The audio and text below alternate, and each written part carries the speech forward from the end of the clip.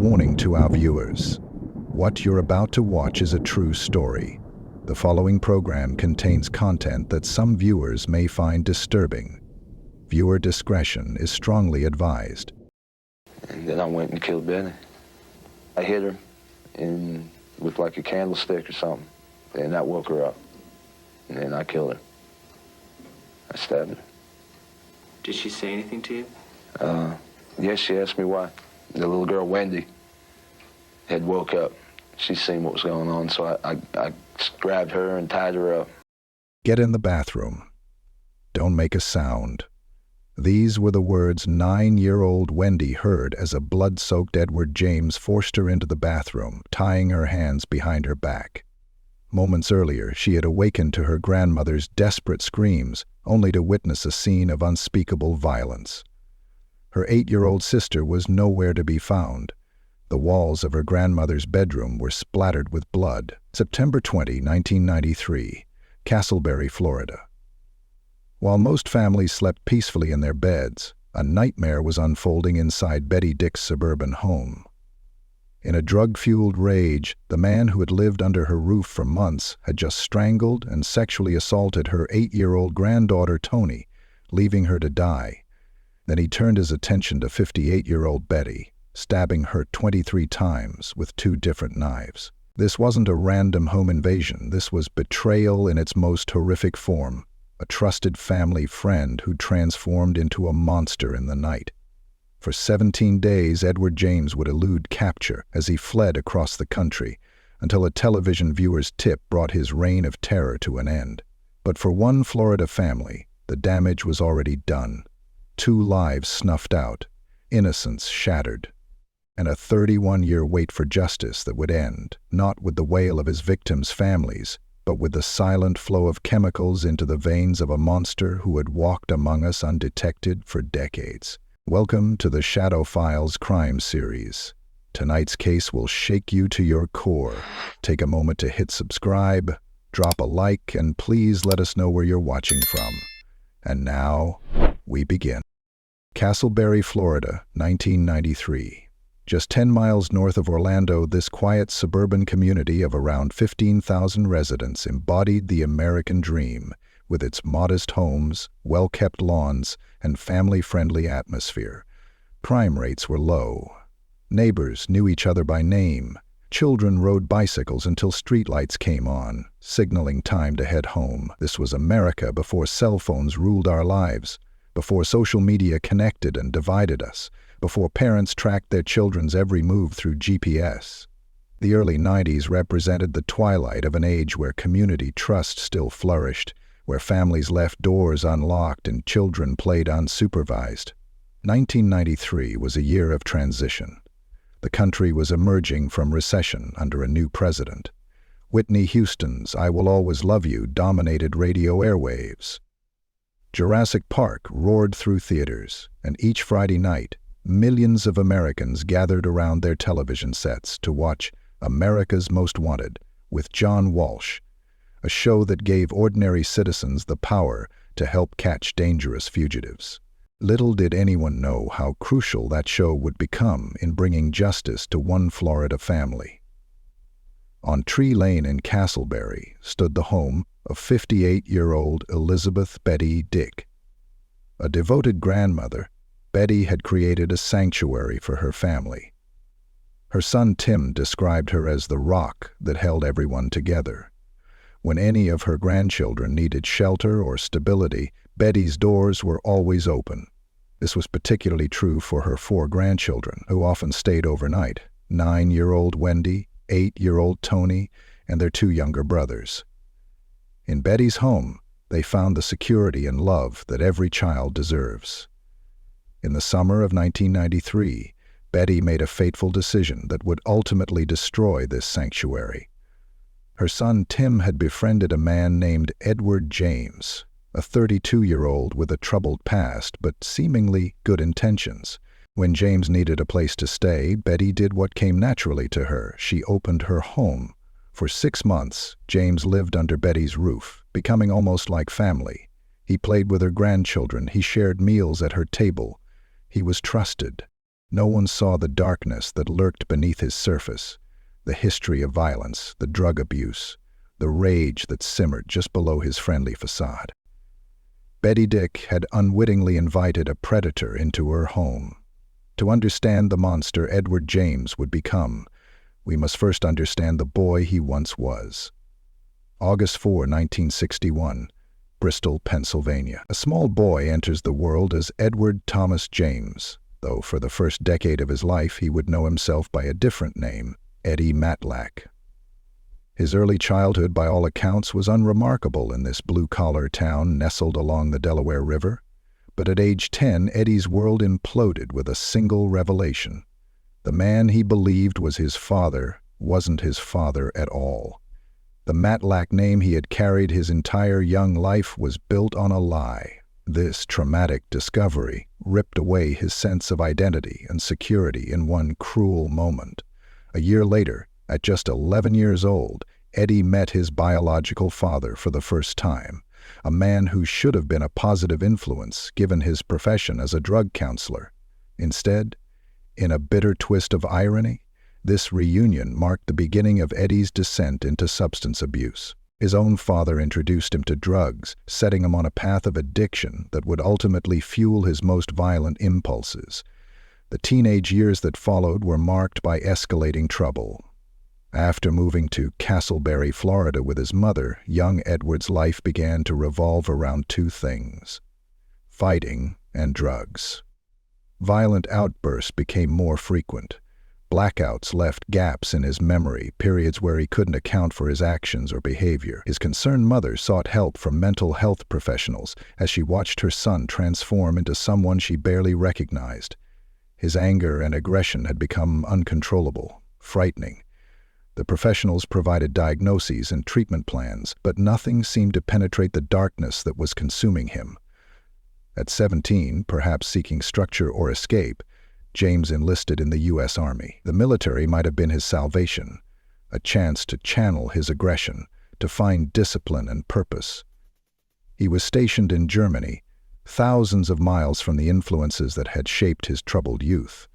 But even the rigid structure of military life couldn't contain Edward James. His discharge papers would later cite a damning reason for his separation from service: failure to conform.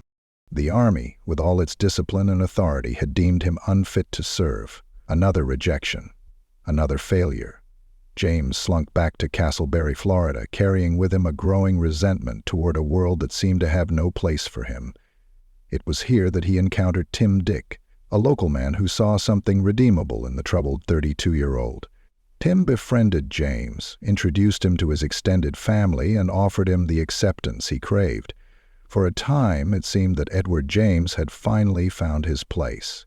He was welcomed into the Dick family's lives with open arms. He attended their gatherings. He became someone they trusted implicitly. In the summer of 1993, when James needed a place to stay, Betty Dick made what seemed like a simple act of kindness. She rented him a room in her home. After all, he wasn't a stranger. He was practically family. No one could have imagined that beneath his affable exterior lurked a predator waiting for the perfect moment to strike. No one could have known that Betty's compassion would lead to her own violent end. As we go into the most chilling details of this documentary, take a brief moment to like and subscribe to our channel if you haven't already, for more in-depth investigations and analysis of significant cases like this. September 20, 1993 began like any other Monday in Castleberry. Betty Dick's 4 grandchildren, Wendi 9, Toni 8, and their 2 younger brothers, ages 2 and 4, were staying overnight at their grandmother's house. As evening fell, the children settled into sleep in the living room, their grandmother in her bedroom, unaware that this ordinary night would end in unimaginable horror. Edward James wasn't home. He had gone out earlier to a party where witnesses would later report he'd been drinking heavily, but alcohol wasn't his only poison that night. James consumed crack cocaine, and investigators would later suspect he might have also taken LSD. By the time he returned to Betty Dick's house in the early morning hours of September 20th, his mind was a toxic cocktail of chemicals and dangerous impulses. The house was quiet and dark when James entered. In the living room, he could make out the sleeping forms of Betty's 4 grandchildren. What happened next marked the beginning of a horrific sequence of events that would tear a family apart. James approached 8-year-old Toni Neuner as she slept. In a sudden, violent movement, he grabbed the child by her neck and began strangling her until she lost consciousness. Believing she was already dead, he carried her limp body to his bedroom. In his drug-induced state, James's depravity reached new depths. He sexually assaulted the unconscious child, inflicting severe internal injuries. After the assault, James callously threw Toni's body between his bed and the wall, where she would ultimately die from the strangulation and trauma. But his rampage wasn't over. According to his later confession, James remembered thinking, "Eddie, this ain't no fun. I'll get me a grown woman." He made his way to Betty Dick's bedroom. His intention, by his own admission, was to sexually assault the 58-year-old grandmother. But when Betty resisted, James's violence escalated. He grabbed a nearby candlestick and struck her in the head with crushing force. Betty's screams pierced the night, cutting through the silence of the sleeping house. The terrified grandmother fought for her life as James grabbed a knife and began stabbing her repeatedly. In the living room, 9-year-old Wendi awakened to the sound of her grandmother's desperate cries. Following the sounds to Betty's bedroom, the child witnessed a scene no one should ever have to see. Her grandmother, covered in blood, fighting for her life against a man they had trusted. When James noticed Wendi standing in the doorway, he quickly overpowered the young girl. He tied her hands and locked her in the bathroom, eliminating the only witness who could immediately report his crimes. James then returned to Betty's bedroom with a butcher knife from the kitchen and continued his savage attack, stabbing her in the back. In total, Betty Dick would suffer 23 stab wounds from 2 different knives. With both Toni and Betty now dead or dying, James's actions took an even more chilling turn. With methodical calmness, he showered to wash away the blood. He then collected Betty's jewelry and car keys, seemingly unfazed by the carnage he had just inflicted. James fled the scene in Betty's car, leaving behind a house of horrors, 1 child dead, a grandmother brutally murdered, another child bound and traumatized, and 2 young boys who had somehow slept through the nightmare, but would wake to find their world forever shattered. Eventually, young Wendi managed to free herself from her restraints. Terrified but determined, she found her younger brothers still asleep and unharmed. The full discovery of what had happened that night, finding her sister's body and her grandmother murdered, would unfold in the coming hours as police arrived at the scene. For the Dick family, September 20, 1993 marked the end of innocence and the beginning of a 3-decade quest for justice. As dawn broke over Castleberry on September 20th, a full-scale investigation was already underway. Betty Dick's stolen car was entered into the national database. Edward James's photo was distributed to law enforcement agencies nationwide. But the killer had a head start, and every passing hour meant he could be hundreds of miles farther away. Detectives interviewed neighbors, processed the brutal crime scene, and pieced together James's movements before the murder. The evidence was overwhelming. This wasn't a case of who did it, but rather where had he gone? With Betty's car and the limited cash he'd stolen, investigators knew James wouldn't get far without being noticed. But America is vast, and a man determined to disappear has countless places to hide. As days passed with no confirmed sightings, investigators faced a troubling reality. Traditional police work alone might not be enough to capture this predator. On September 28th, just 8 days after the murders, the case took a crucial turn. America's Most Wanted, the groundbreaking television show hosted by John Walsh, aired a segment featuring Edward James. The show, watched by millions across the country, displayed his photo, described the heinous crimes, and urged viewers to be on the lookout for Betty Dick's stolen vehicle. The response was immediate. Hundreds of viewer calls flooded the show's hotline. Though many leads proved false, a pattern began to emerge from credible tips. James was heading west, Sightings placed him moving across the southern United States, traveling along highways that would eventually lead to California. This intelligence was invaluable to investigators who now had a search direction rather than an entire country to comb through. On October 5th, exactly 1 week after the initial broadcast, America's Most Wanted aired an update on the case. The show informed viewers that James was believed to be in the western United States, possibly California, and still considered extremely dangerous.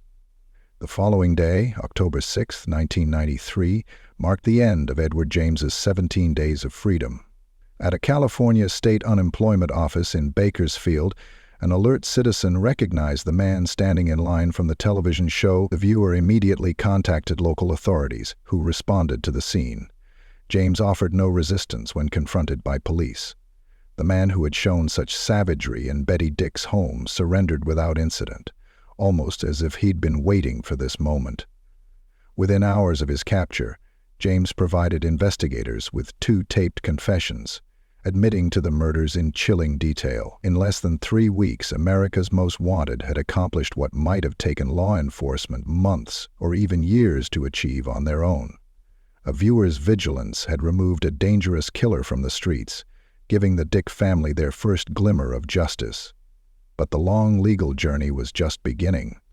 On April 5, 1995, Edward James stood before a Seminole County judge, his posture that of a defeated man.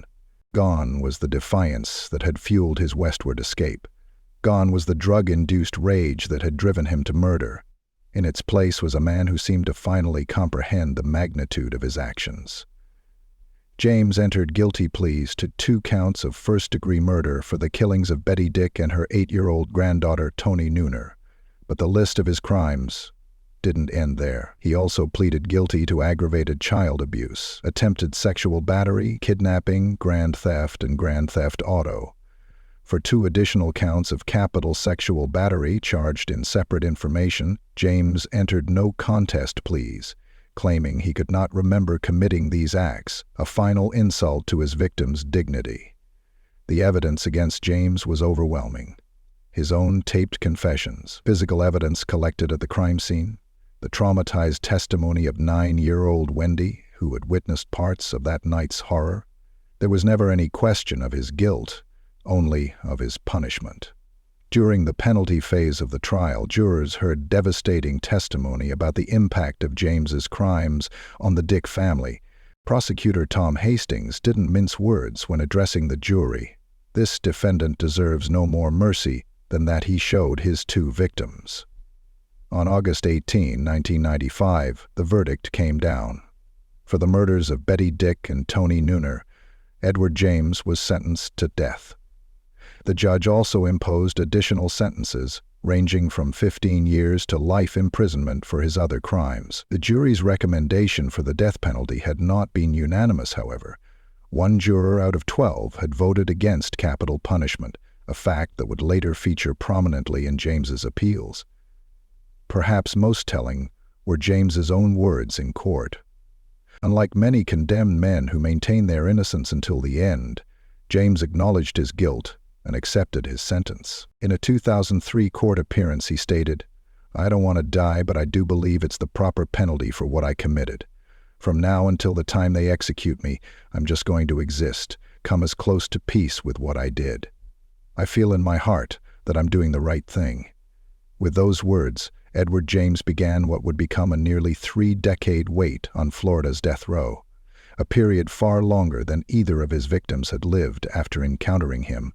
March 20, 2025. Florida State Prison in Rayford stood as a fortress of concrete and steel under the early spring sky.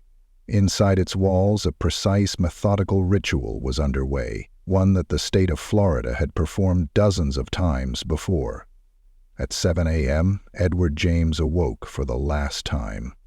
Now 63 years old, his appearance had changed dramatically from the younger man who had fled California years ago. The decades on death row had etched deep lines in his face and turned his hair gray. Time had diminished him physically, but it hadn't erased what he had done.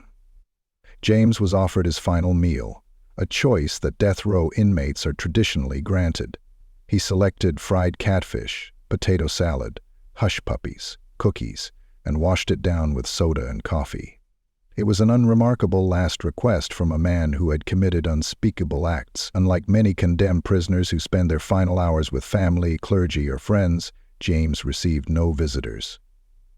Florida Department of Corrections spokesman Paul Walker confirmed that James chose to spend his last hours alone. Perhaps there was no one left who wished to say goodbye, or perhaps James himself preferred solitude as he faced his end. As the scheduled execution time of 6 p.m. approached, witnesses arrived and were seated in the viewing room, separated from the execution chamber by a large window. Among them were family members of Betty Dick and Toni Neuner, who had waited more than 3 decades for this moment. There was an unexpected 2-hour delay, not uncommon in executions, though Florida officials provided no explanation for the wait. Finally, at approximately 8 p.m., the curtain to the execution chamber was drawn back. James lay strapped to a gurney, intravenous lines already inserted into his arms. When a Florida Department of Corrections official asked if he had any last statement, James's response was brief and final. "No, I don't." Moments before the lethal chemicals began flowing, James briefly raised his head and appeared to look toward the window where witnesses sat observing the procedure. The execution itself took approximately 15 minutes. Witnesses reported seeing James's chest trembling about 2 minutes into the process, a phenomenon that had been observed in previous lethal injections and considered part of the body's response to the chemicals. At 8:15 p.m., a physician entered the chamber, checked for vital signs, and made the official pronouncement. Edward James was dead. The man who had stolen the lives of Betty Dick and 8-year-old Toni Neuner had finally answered for his crimes, more than 11,500 days after committing them. After the execution, Betty Dick's family emerged from the prison to face a crowd of waiting reporters. Their faces showed not triumph, but the deep weariness that comes from carrying grief for over 3 decades. Brenda Teed, Betty's daughter, spoke first, her voice steady despite the emotion behind her words. "We have been dealing with this for over 31 years. It has hit us in places you can't imagine." The simple statement carried the weight of countless birthdays, holidays, and family gatherings, overshadowed by absence. Jerry Pearson, Jr., Toni Neuner's uncle, struggled to contain his anger as he remembered the niece who never had a chance to grow up. Toni never had a chance at life. What he put her through that night was horrific. His words hung in the night air, a stark reminder that justice, however long awaited, cannot restore what was taken. The family had long described Betty as their rock, the stabilizing force that held generations together.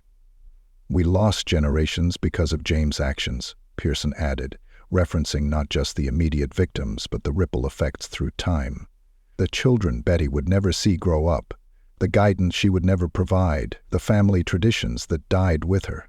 Perhaps most profoundly affected was Wendi, who at 9 years old had witnessed parts of that terrible night and spent the rest of her childhood and adult life processing the trauma. Now, in her early 40s, she had lived longer with the memories of that night than without them. Court records revealed she had struggled with intense anger and survivor's guilt, wondering if she could have somehow saved her sister or grandmother if she had awakened sooner. The community of Castleberry was never the same after September 20, 1993. Neighbors who once left doors unlocked began installing security systems. Parents who once allowed children to play freely became vigilant about supervision. The murders shattered an innocence that could never be fully restored, a reminder that danger can lurk in the most trusted places. As the media coverage of James's execution fades and his name recedes from public memory, what remains are the echoes of 2 lives cut short. Betty Dick, mother, grandmother, caregiver. Toni Neuner, a child with dreams, laughter, and potential that will forever remain unfulfilled. Justice, in its imperfect way, has finally been served. But as we close this chapter of a decades-long tragedy, We would do well to remember that true justice would have been Betty and Toni living out their natural lives, surrounded by those who loved them. In the end, that's who deserves to be remembered. Not the man who took their lives, but the lives he took. Betty Dick, Toni Neuner, may they rest in peace. If you enjoyed this content, join our community by subscribing and turning on notifications. Every subscriber makes it possible for us to keep creating content we're passionate about sharing with you.